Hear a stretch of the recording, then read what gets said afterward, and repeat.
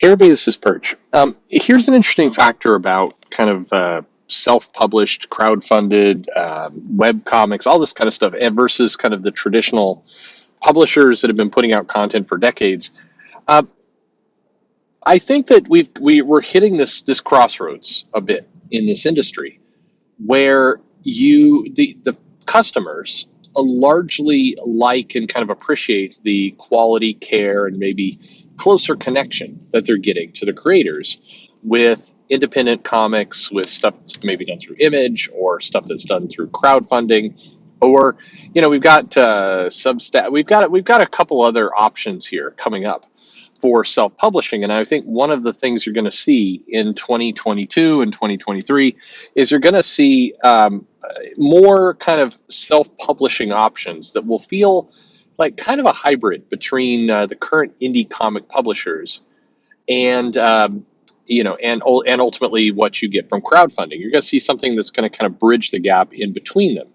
One of the stories I think to look out for is the Substack company, and Nick Spencer, who's been the head writer, been with Marvel for a while, but really has been doing this long run on Spider-Man. In fact, there's Ed Brisson's coming in to kind of co-write, and I did another video mentioning this has happened before. You shouldn't read too much into it, but now, actually, with him coming onto Substack and being part of that group, it does make me kind of start to suspect there's more reading into it. But I think that a lot of creators, in many cases, would say they prefer this kind of model where they do not have to put up with all the kind of corporate nonsense, and in particular, some of the very old school marketing and editing and kind of way that publications work. I mean, it always strikes me. It's interesting that in particular Marvel, DC, but some of the other indies as well, because what happens is, people stay at these companies for a long time. There's definitely a very traditional publishing house mentality at these companies, and they seem to struggle when they have to go to digital or have to, try new ways to market. They don't know what to do, and it seems very disjointed. When they bring in kind of third-party companies, they hire marketing interns. So you get people who are not connected to the comics, and the marketing reflects that.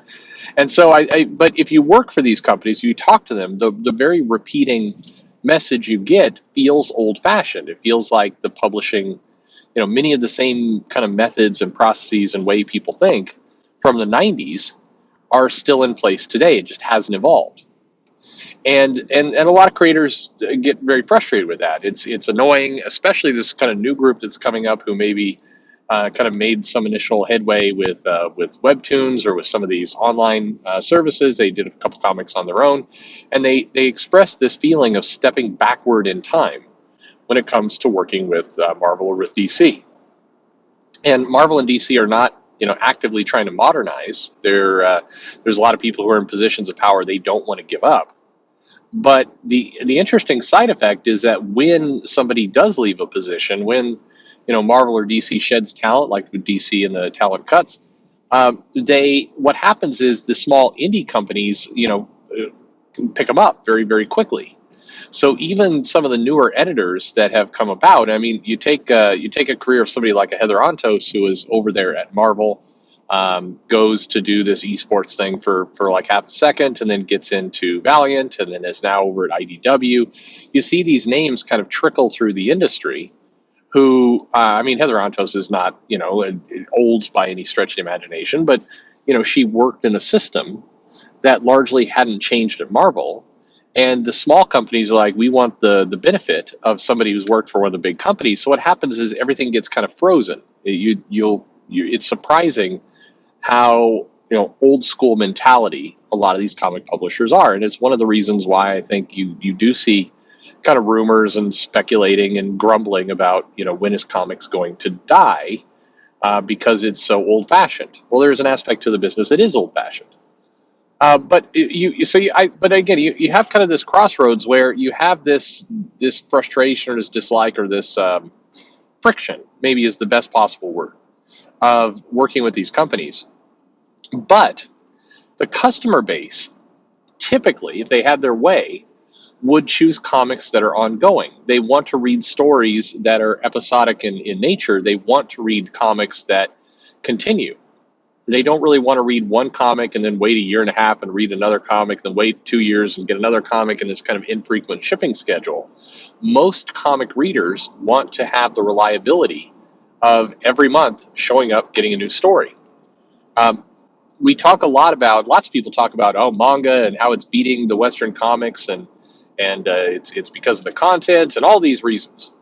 But one a reason that doesn't get talked about, but I think is a pretty major one, is manga is on this very strict shipping schedule where, if My Hero Academia, One Piece, Demon Slayer, these big names that you're hearing a lot about, they just keep cranking out books every week in many cases. Certainly every month, but usually every week you've got something new, and the stuff is just, it's advancing rapidly. And so they're able to build up universes and stories. And if there's one lesson that I think we can learn from the success of the MCU and some of these other, shared cinematic universes that everybody's excited about, it's that audiences like to kind of buy into a property and keep going. They don't necessarily want just a bunch of one-offs. And you see it even in how people consume media. If they're on Netflix or they're on a streaming service, they like to binge. They like to see the whole season, and then they start yelling about when they're getting the next season. And it's a terrible wait between, this season of Game of Thrones and the next season of Game of Thrones. And then that next season of Game of Thrones comes out, and you realize you've been duped. And anyway, but this is what a lot of customers want. They want this.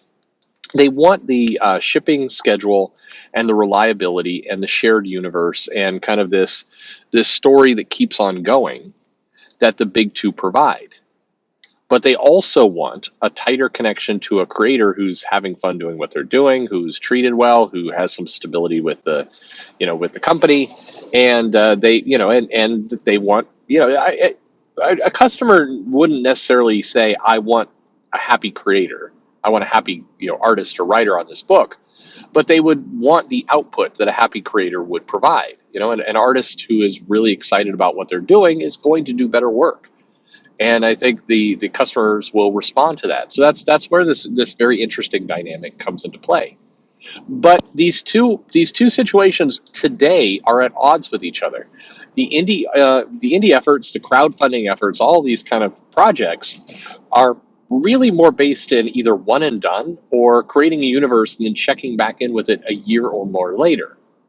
Even the properties that you hear a lot about that are intending to keep going, that are saying we're building a universe, you're checking in with that universe very infrequently, and customers have more demand than that. They want more, and I think that so we're at this interesting spot where I feel like the winner, and I do believe that this is an area where this is why manga in many cases is doing real well right now, because you have this huge backup of content, you have a shared universe style, and they're doing very well with just week in week out advancing, and so you buy into a universe and it keeps going.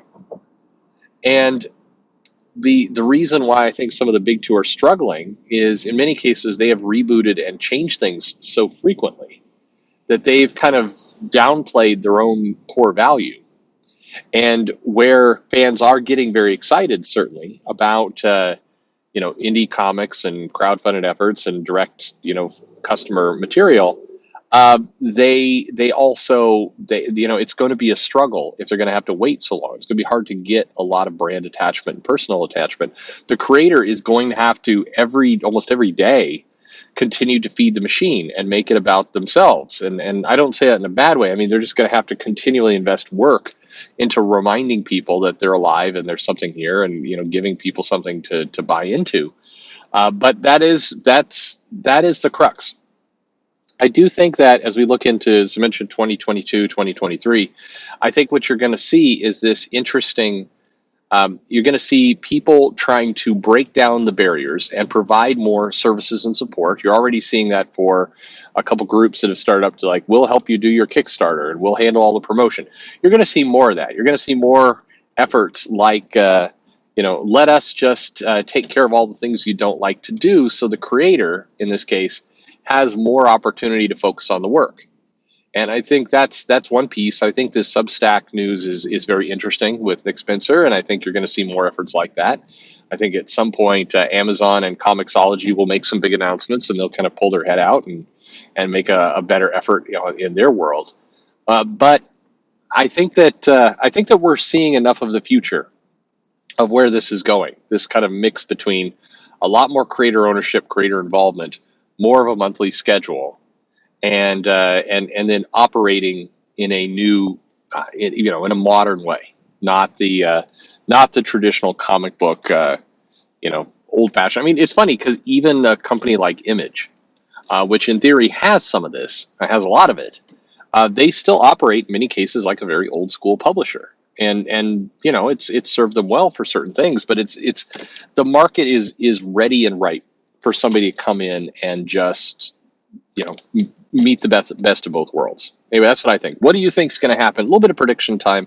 Let me know in the comments below. Like and subscribe, and thanks for listening.